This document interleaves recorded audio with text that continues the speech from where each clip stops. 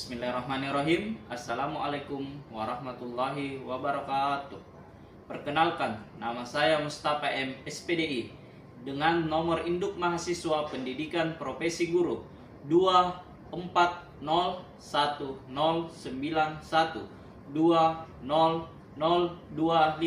Saya adalah pengajar mata pelajaran Sejarah Kebudayaan Islam di Madrasah Aliyah Negeri Jeneponto. Saya merupakan mahasiswa program pendidikan profesi guru dalam jabatan angkatan pertama tahun 2025 dari LPTK UIN Maulana Malik Ibrahim Malang. Kali ini saya akan mempersembahkan video praktikum pembelajaran yang dilaksanakan pada tanggal 8 Mei 2025 di kelas 10-6 dengan materi pembelajaran perjuangan Rasulullah SAW hijrah ke Madinah. Selamat menyaksikan.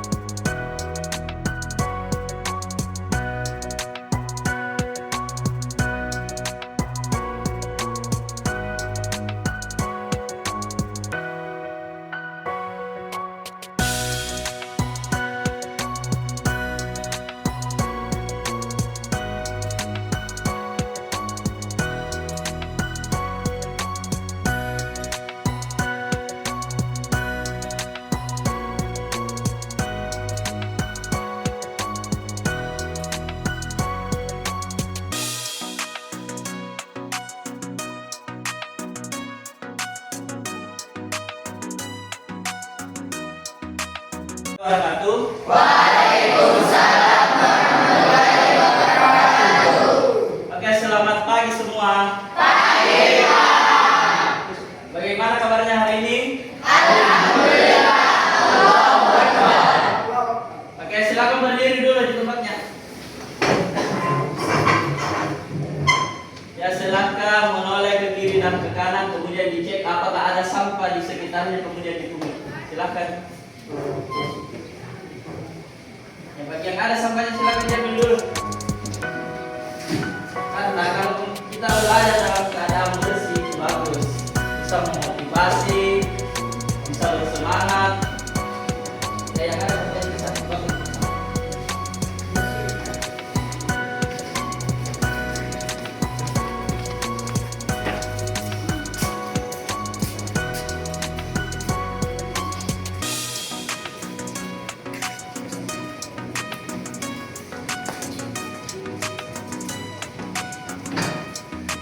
Oke, kota kelasnya bisa disiapkan.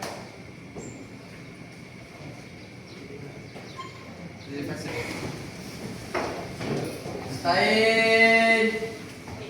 Salaman. Assalamualaikum warahmatullahi wabarakatuh. Waalaikumsalam warahmatullahi wabarakatuh. Sebelum kita memulai pembelajaran, alangkah baiknya kita berdoa. Doa dimulai.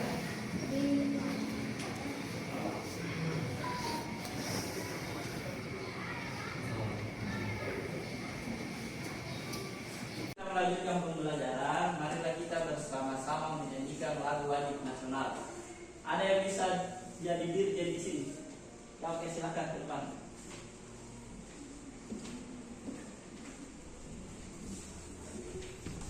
Teman-teman dipersilakan berdiri.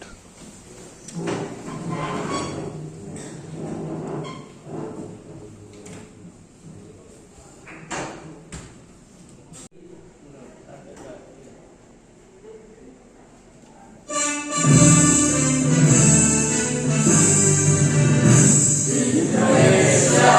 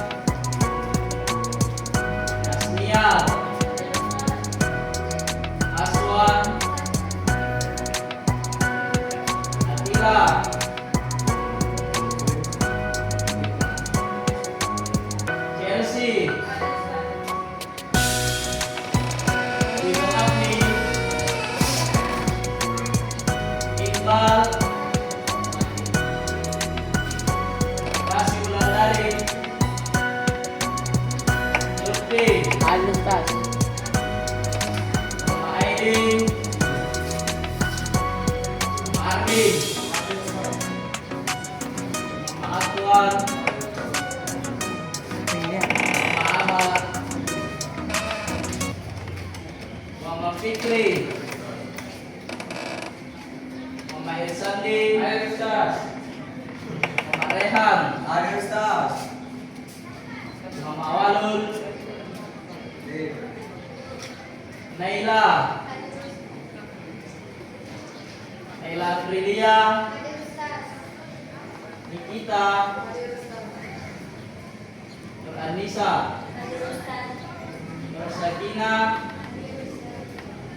Nur Alim, Ayo Ustaz. Nur Main Nagia, Reski Amsir, Ayo Ustaz. Reski Kurnia, Krisnawati, Rizky Aditya, Febri Ayu, Siska, Suci Ramadhani. Oke, jadi ada beberapa orang yang teman yang tidak hadir.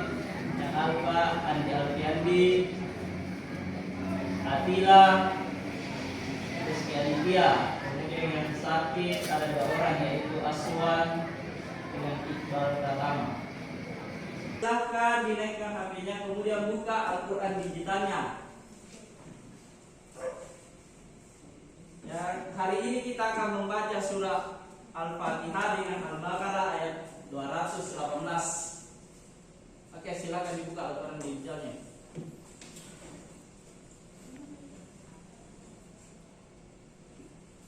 A'udzu billahi minasy syaithanir rajim. Bismillahirrahmanirrahim. Alhamdulillahi rabbil alamin.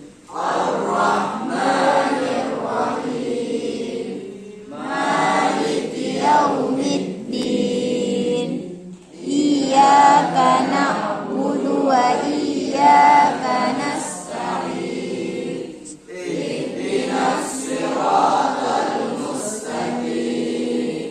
Siratal ladzina an'amta 'alaihim ghairil maghdubi 'alaihim waladdallin. Oke, silakan dilanjutkan ke ayat berikutnya, yaitu surah Al-Baqarah ayat 218.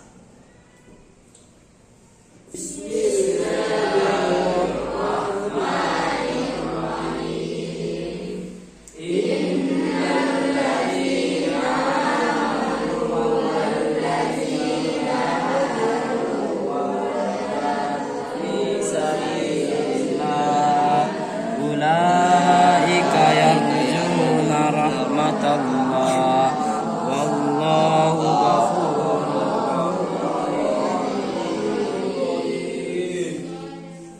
Kita sudah membaca surat Al-Baqarah ayat 218. Sekarang mari kita coba kaitkan antara pembelajaran kita saat ini dengan surah Al-Baqarah tersebut. Ada yang tahu kaitan antara hijrah Nabi Muhammad SAW ke Madinah dengan surah Al-Baqarah ayat 218 ini? Jadi hijrah Nabi Muhammad SAW ke Madinah merupakan salah satu peristiwa penting di dalam sejarah Islam. Allah Subhanahu wa taala telah memerintahkan Nabi Muhammad SAW untuk hijrah ke Madinah. Tujuan pembelajaran kita hari ini yaitu perhatikan di depan. Yang pertama, peserta didik mampu menelaah perjuangan dakwah Rasulullah SAW pada periode Islam di Madinah dengan benar.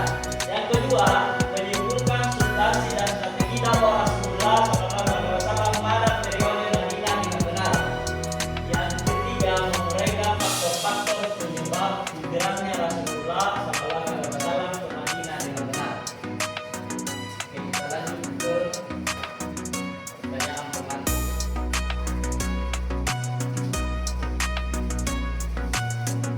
Oke, perhatikan ini adalah persepsi atau pertanyaan pemantik. Dibaca dulu. Yang pertama, adakah yang bisa menjelaskan apa yang dimaksud dengan hijrah? Yang kedua, adakah yang mengetahui mengapa Rasulullah SAW memutuskan hijrah ke Madinah? Yang ketiga, kapan peristiwa hijrah ke Madinah tersebut terjadi? Yang keempat, apa peristiwa terkenal yang kalian tahu terkait dengan peristiwa hijrah Rasulullah SAW ke Madinah? Oke, yang bisa menjawab pertanyaan nomor 1 siapa? Oke, silakan. Hijrah memiliki dua makna utama, perpindahan fisik dari satu tempat ke tempat lain dan perpindahan batin dari keadaan buruk ke keadaan baik. Secara bahasa, hijrah berarti meninggalkan. Dalam konteks sejarah Islam, hijrah berarti adalah perpindahan Nabi Muhammad dan para sahabatnya dari Mekah ke Madinah. Hijrah juga bisa diartikan sebagai perubahan perilaku dan akhlak seseorang, meninggalkan kebiasaan buruk dan mendekatkan diri kepada Allah Subhanahu wa taala. Oke. Yang pertanyaan kedua. Ya oke, silakan dijawab. Rasulullah Shallallahu Alaihi Wasallam memutuskan hijrah ke Madinah karena beberapa faktor utama.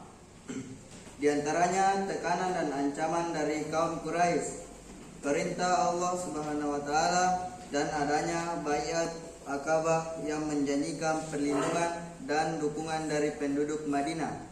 Hijrah ke Madinah juga merupakan langkah penting dalam menyebarkan dakwah Islam dan membangun komunitas Muslim yang lebih kuat. Sekian. Oke. Yang ketiga, ada yang bisa jawab? Oke, silakan. Hijrah Nabi Muhammad SAW terjadi pada hari Jumat tanggal 16 Rabiul Awal atau sama dengan 6 Juli 622 Masehi, Ustaz. Oke. Yang terakhir, pertanyaan keempat. Oke, silakan Khalid. Oke. Peristiwa yang saya kenal, yang saya tahu, peristiwa Gua Tesu. Gua ini memiliki sejarah penting dalam perjalanan hijrah Nabi Muhammad SAW. Nabi Muhammad dan Abu Bakar bersembunyi di gua selama 3 hari saat di dalam perjalanan hijrah ke Madinah untuk menghindari kejaran kaum Quraisy. Oke. Beri tepuk tangan khusus untuk teman-teman.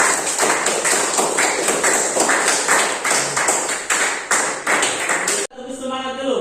Silakan berdiri. Ya, tunggu semangat.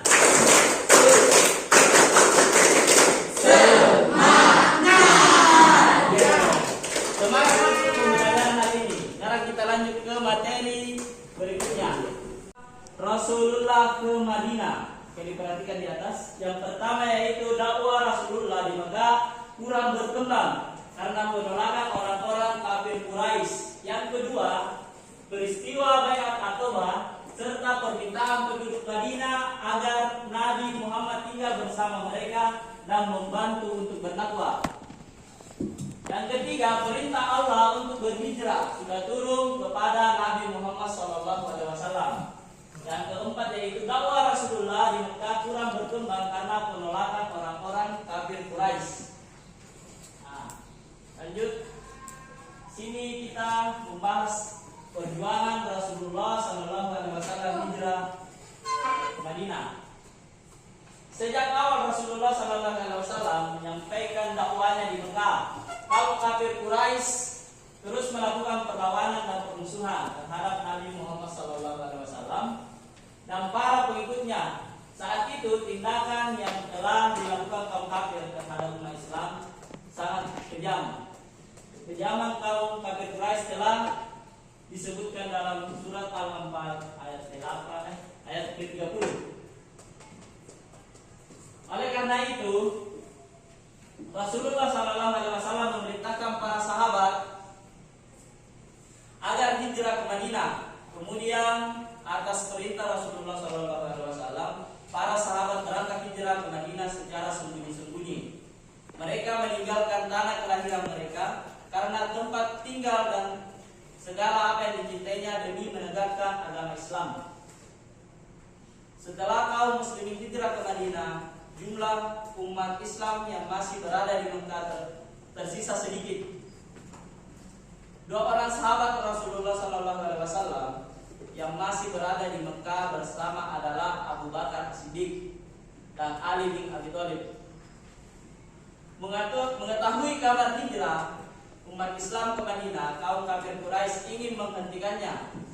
Kemudian para pemuka Quraisy melakukan sidang di tempat yang bernama Darun Nadwa untuk merencanakan tindakan yang akan diambil terhadap Nabi Muhammad SAW. Melalui malaikat Jibril alaihissalam untuk segera hijrah pada malam itu juga. Jadi dia ini mendapat perintah dari Jibril untuk melakukan hijrah pada malam itu juga. Jadi Nabi itu pada malamnya langsung berangkat. Kemudian dia berencana berhijrah ditemani oleh sahabatnya yang bernama Abu Bakar. Beliau memberitahu Abu Bakar agar segera mempersiapkan berbagai perlengkapan untuk berhijrah.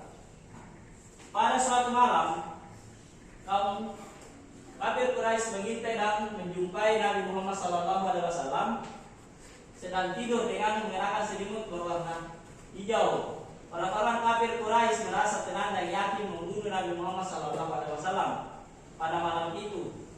Mereka mengepung rumah Nabi Muhammad SAW dan menunggu waktu yang tepat untuk melaksanakan pembunuhan terhadap Nabi. Namun apa yang terjadi?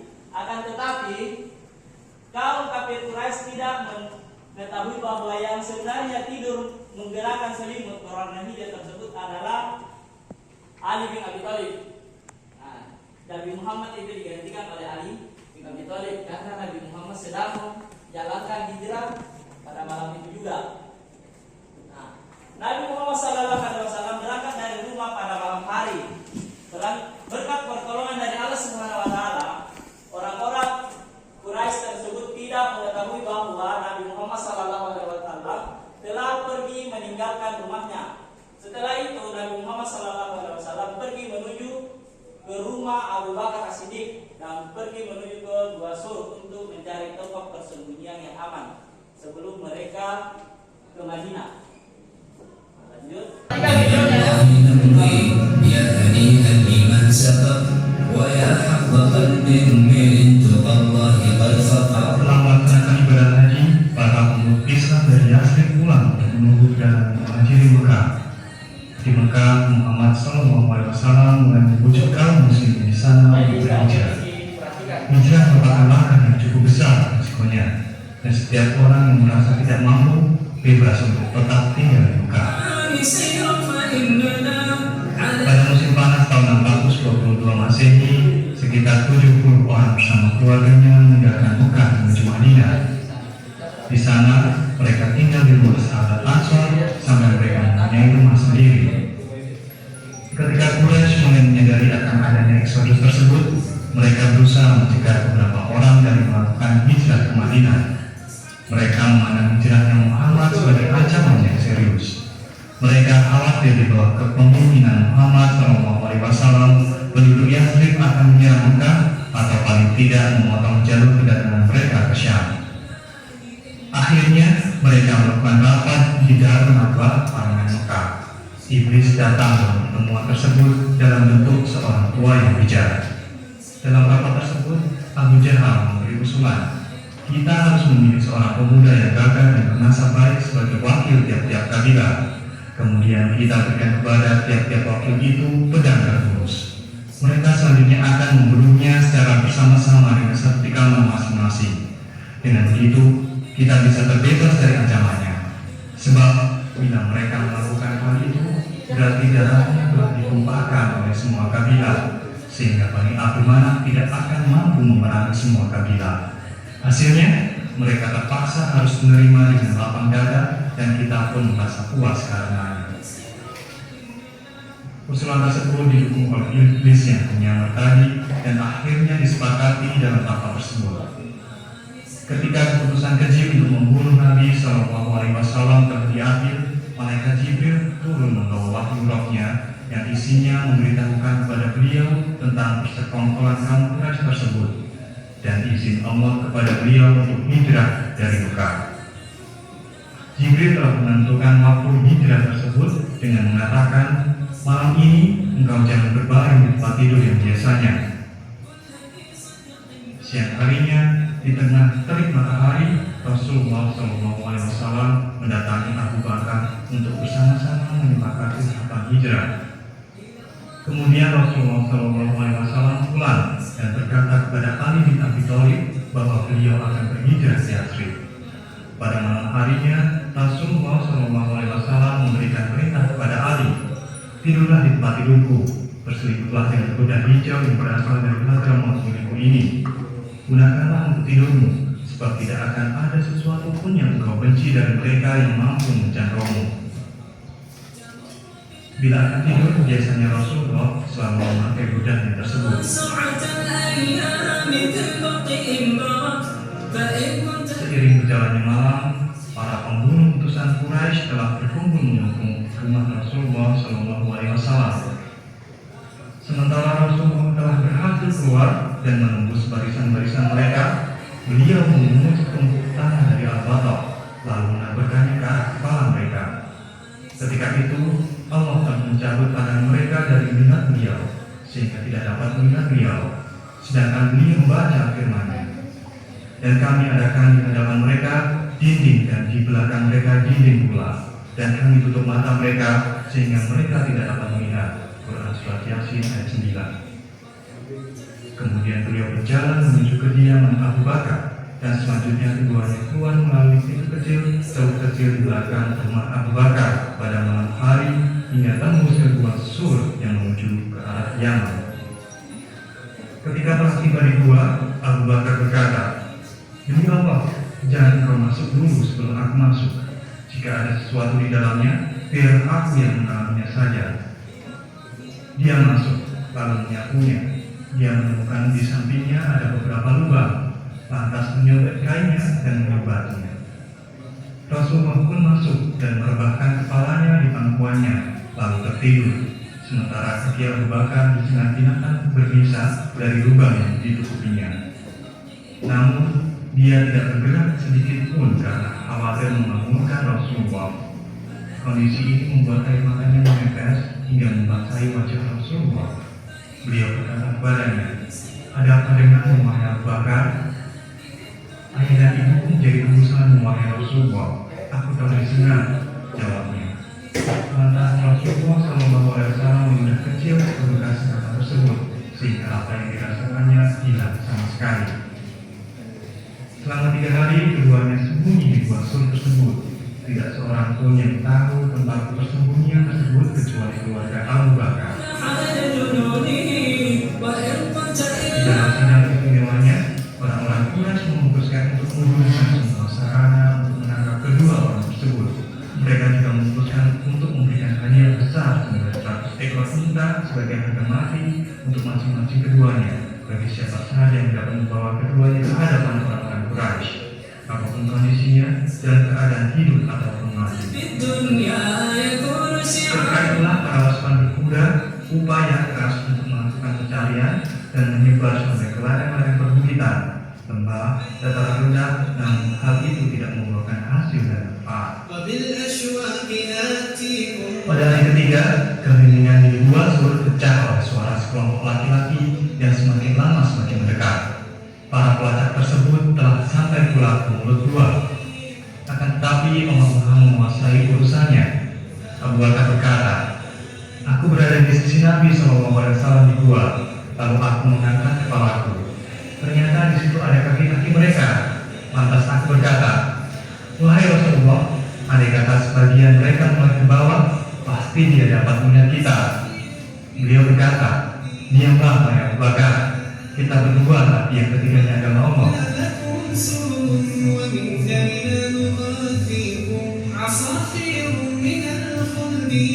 Kejadian tersebut merupakan mukjizat yang dianugerahkan oleh Allah kepada nabinya dalam rangka memuliakannya, padahal para pelacak tersebut hanya beberapa langkah lagi mencapai diri beliau. Menyadari bahwa kafir Quraisy mulai memburu di sekitar lokasi tersebut, Muhammad SAW dan Abu Bakar meminta pembantunya untuk membawa onta mereka. Mereka menunjuk Abdullah bin Quraikid Al-Laisi sebagai penunjuk jalan. Dia merupakan seorang penunjuk jalan yang berpengalaman. Dia ketika itu masih menganut agama kaum kafir Quraisy, namun keduanya menambah kepercayaan kepadanya dan menyerahkan kedua unta mereka kepadanya.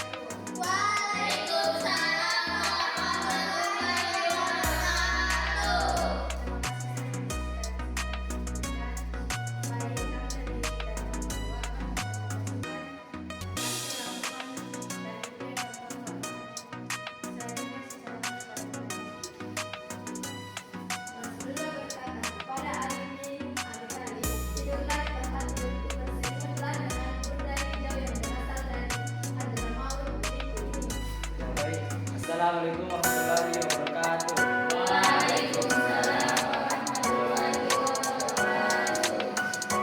Saat ini kami akan mempresentasikan hasil rangkuman dari yang intinya perjalanan hijrah Rasulullah SAW dan berbagai Oke, yang pertama, Nabi Muhammad SAW.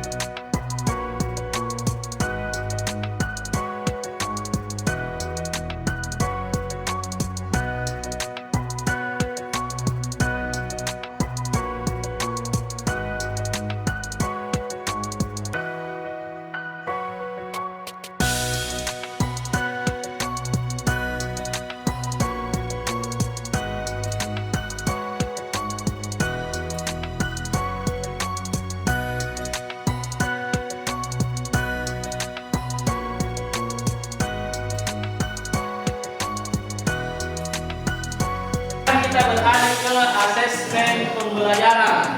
Jadi setiap siswa silahkan mengambil soal melalui barcode ini. Nah, kalian mengerjakan melalui Android di HP Anda. Oke, silahkan ke depan untuk memindai kodenya.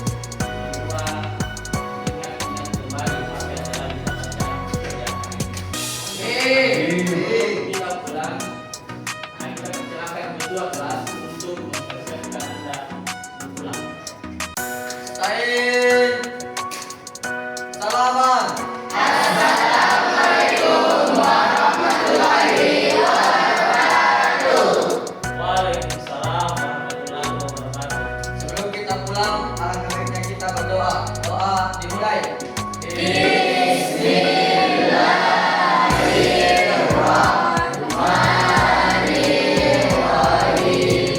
Wa